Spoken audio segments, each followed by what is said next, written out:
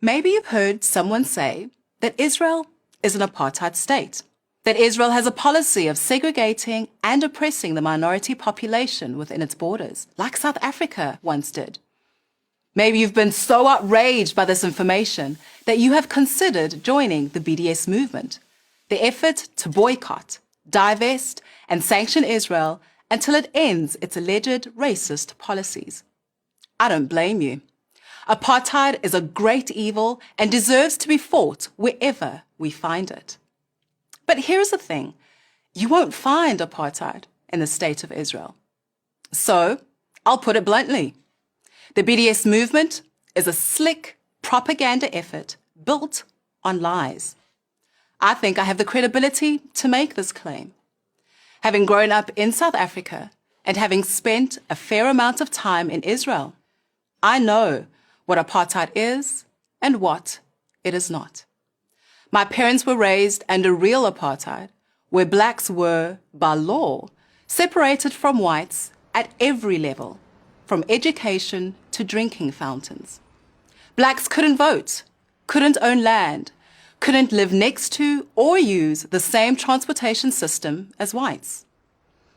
I remember my father telling me about how my grandfather was kicked and humiliated in public by a young white boy. All he was permitted to say was, "Please stop, little boss." That was the world my family lived in. That was the world of apartheid South Africa. But in Israel, the law is colorblind. Israeli Arabs have the same rights as Israeli Jews. They ride the same buses, study in the same schools, and are treated in the same hospitals. Arabs are elected to Israel's parliament, serve as judges, and fight in the Israeli military. On my first trip to Israel, the group I was with had a Jewish tour guide and an Arab bus driver. Imagine our surprise having heard that Israel is an apartheid state. This would have been inconceivable in apartheid South Africa. All these things would be self-evident to anyone who did any kind of actual research, or even better, visited Israel, something I encourage everyone to do. BDS doesn't want you to research or visit Israel. It depends on the ignorance of its audience.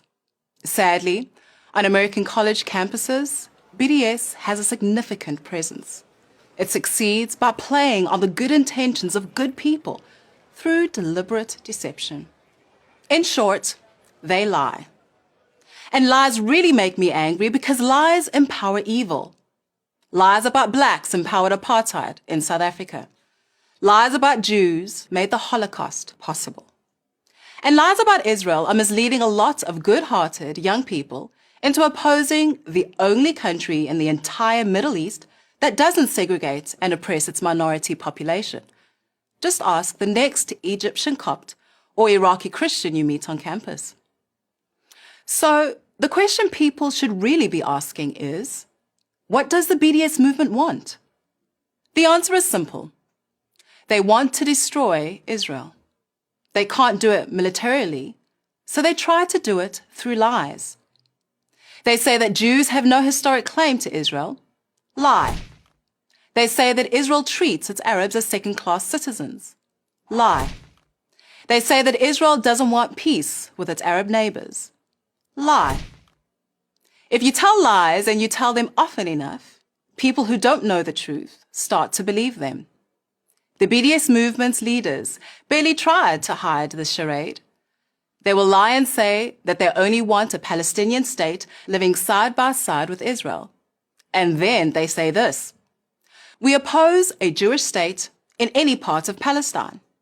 Ending the occupation doesn't mean anything if it doesn't mean upending the Jewish state itself. That's from Omar Boguti, a founder of BDS. Boguti lives in Israel, so you might expect that he said this from inside an Israeli prison like Nelson Mandela during South Africa apartheid. You would be wrong. Boguti is a PhD student at Israel's Tel Aviv University, where he enjoys the same rights as every Israeli. My parents could only dream of that kind of freedom. Is Israel a perfect country? No. There are as many perfect countries as there are perfect people.